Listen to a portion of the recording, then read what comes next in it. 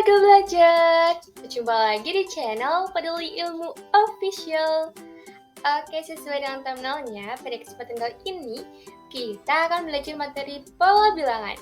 Materi ini ditujukan untuk warga belajar yang ingin belajar matematika pada jenjang kelas 8. Warga belajar juga bisa mengakses materi ini secara lengkap di modul 6.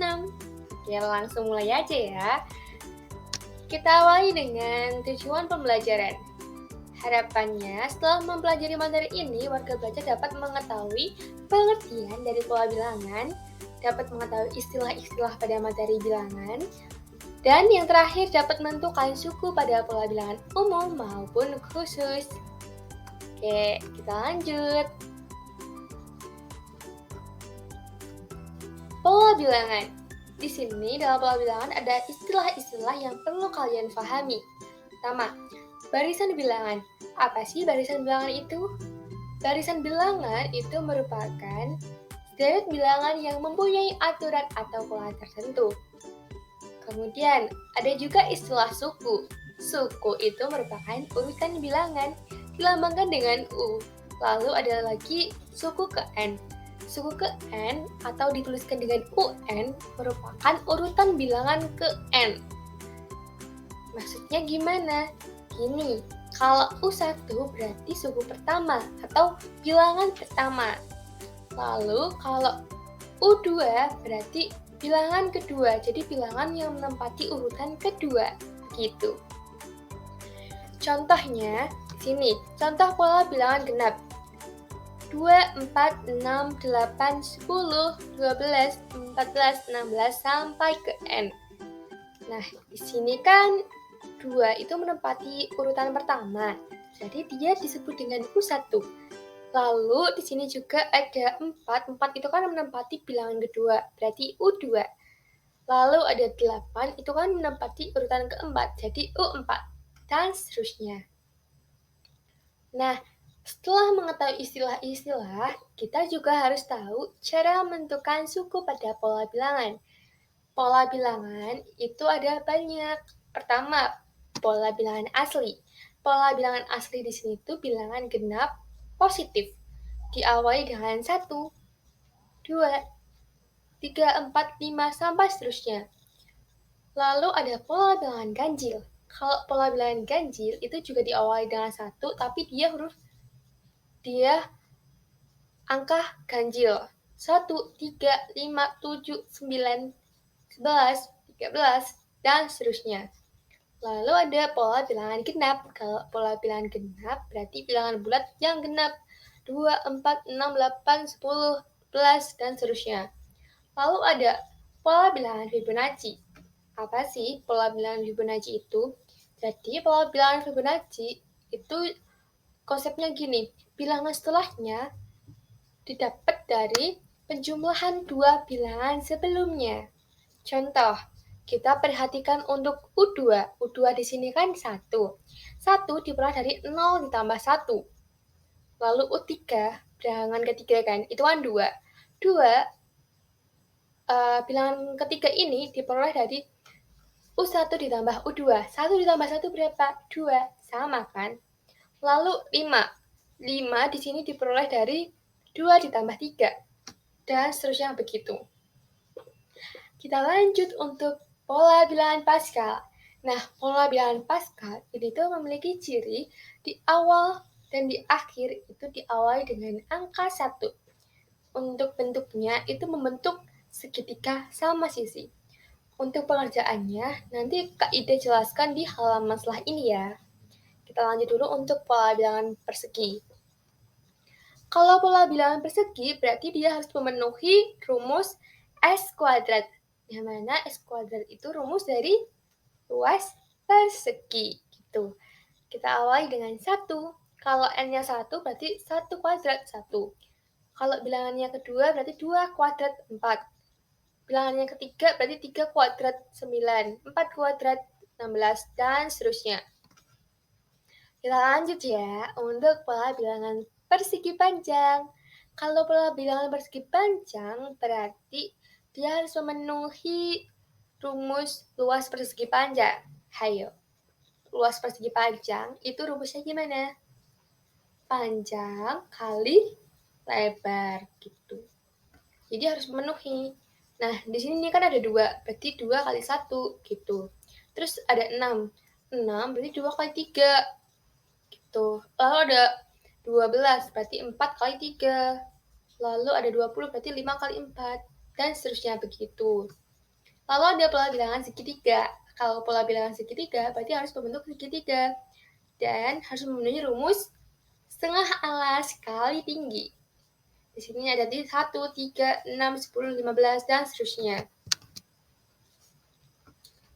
Nah, jadi kita dapat mengetahui kalau menentukan suku pola bilangan itu dapat diketahui dengan cara coba-coba untuk pola bilangan umum dan menggunakan rumus itu untuk mencari angka pada pola bilangan khusus. Nah, kita awali dulu ya dengan menentukan pola bilangan umum. Contoh di sini, tentukan 3 bilangan selanjutnya. Misal, kita perhatikan yang ini ya, 2,468. Polanya gimana? 2 ke 4, tambah 2. 4 ke 6, tambah 2. 6 ke 8, tambah 2 kan? Berarti setelahnya juga ditambah 2. 10, 12, 14, dan seterusnya. Kita lanjut untuk yang bawahnya. 3927. 3 ke 9, berarti gimana caranya? Kali 3 kan? Terus 9 ke 27 kali 3 kan? Berarti untuk bilangan setelahnya dikali 3 terus gitu. Jadi 27 kali 3, 81, 81 kali 3, 243, dan seterusnya. Lalu di bawahnya itu ada 3 min 7, 11, min 15, gitu. Berarti caranya gimana? Coba warga belajar coba ya, kerjakan. Pola bilangan Fibonacci. Sekarang kita lanjut untuk pola bilangan Fibonacci atau Fibonacci. Konsepnya gini, bilangan setelahnya itu didapat dari penjumlahan 2 bilangan sebelumnya. Coba kalian perhatikan U3. U3 itu kan 2. 2 itu diperoleh dari bilangan ke-1 ditambah bilangan kedua. 1 tambah 1, 2 gitu. Lalu kita fokus untuk U9. U9 berarti U7 ditambah U8 begitu. Lalu kita lanjut lagi ya warga belajar untuk pola bilangan Pascal. Ingat, kalau pola bilangan Pascal berarti awal dan akhir itu ditulis 1. Contoh, di sini ada polanya 1, berarti U1-nya 1. Kita lanjut untuk suku kedua. Awal sama akhir harus ditulis dengan 1, berarti 1, 1. Jumlahnya 2. Ketiga, bilangan ketiga. Awal sama akhir harus ditulisi 1. Berarti kalau tengahnya itu kan dijumlah dari sebelumnya yang atas. Atasnya itu kan 1 sama 1, berarti tengahnya itu 2. Jadi konsepnya itu gini, awal sama akhir itu 1, tapi kalau di tengah, untuk mengisi supaya terbentuk segitiga sama sisi, itu dijumlah dari 2 bilangan sebelumnya. Gini, kita lanjut untuk suku ketiga ya. Suku ketiga itu kan 1 awal akhir. Terus bilangan atasnya itu kan 2, 1 tambah 1, 2. Kita fokus untuk bilangan setelahnya, awal sama akhir ditulis 1, terus tengahnya itu didapat dari bilangan sebelumnya. 1 ditambah 2, 3. 2 tambah 1, 3 gitu. Dan seterusnya begitu. Lalu di sini ada contoh lagi yang warga belajar coba kerjakan ya. Jika angka pada bilangan 1, 3, 3, 4, 6, 4, 1, 3, 3, 4, 6, 4, 1, 3, 3, 4, 6, 4 diteruskan dengan pola yang sama, tentukan angka yang ke-100. Caranya gimana? Caranya warga belajar hitung pola. Dalam satu pola itu yang sama ada berapa angka? 1, 3, 3, 4, 6, 4. Berarti itu ada berapa angka kalau sampai 4? 6 kan? Berarti dalam satu pola itu ada 6. Berarti nanti tinggal 100 bagi 6. Gitu. Nah, Nanti kan dapat berapa berarti itu hasilnya. Kita tentukan urutannya.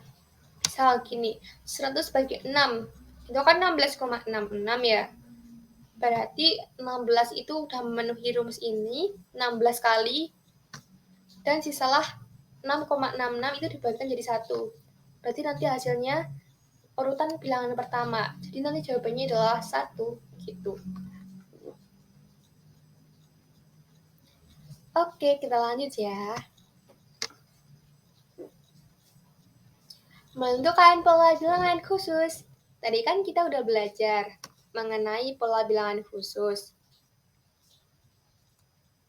Sekarang kita fokus untuk pola bilangan khusus. Kalau tadi udah umum, sekarang khusus. Kalau khusus, di sini ada contohnya menentukan suku pola bilangan persegi. Persegi itu kan rumusnya sisi kali sisi. Berarti di sini setiap suku itu harus pakai rumus S kuadrat.